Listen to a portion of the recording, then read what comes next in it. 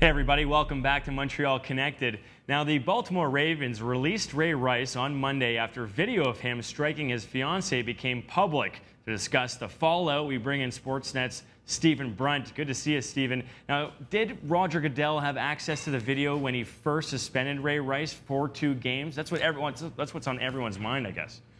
Well, we know he had access to the first video, which everyone saw a long time ago, which was the video of Ray Rice dragging his unconscious girlfriend/fiance out of the elevator after the incident. This second video, which TMZ released this week, Roger Goodell says he didn't see it. He has reiterated that in an interview with CBS News and another one with USA Today, that he had no access. He said law enforcement officials didn't provide it. They asked, but they didn't get it.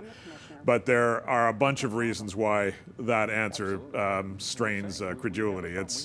It seems unlikely that the NFL was unaware of the existence of the second video. And in fact, even without that, I think there are a lot of people wondering, well, look at the first video. It's pretty clear what happened. Why only a 2-game suspension? Why so lenient? Yeah, it's pretty tough to believe that they didn't have access to it. If that's the case, is Roger Goodell's, is this his biggest mistake as commissioner? Well, it could be, Wilder. As with a lot of things, it's not so much what happened. It's not necessarily the incident itself. Sometimes it's the cover-up that gets you. Ask Richard Nixon. This is about the NFL's information control, damage control machinery, which is usually pretty much infallible. They're very good at those things and sweeping stuff under the rug.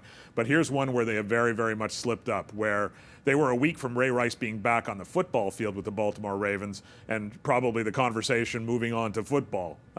Whether that's right or wrong is a societal question, not a football question, but that's what would have happened.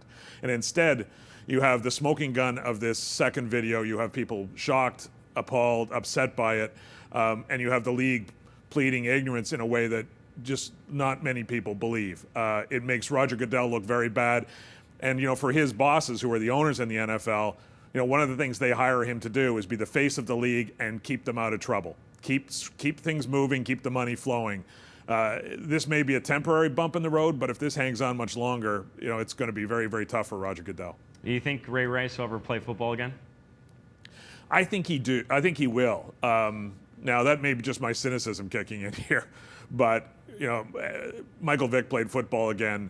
Other people who have done terrible things have played football again.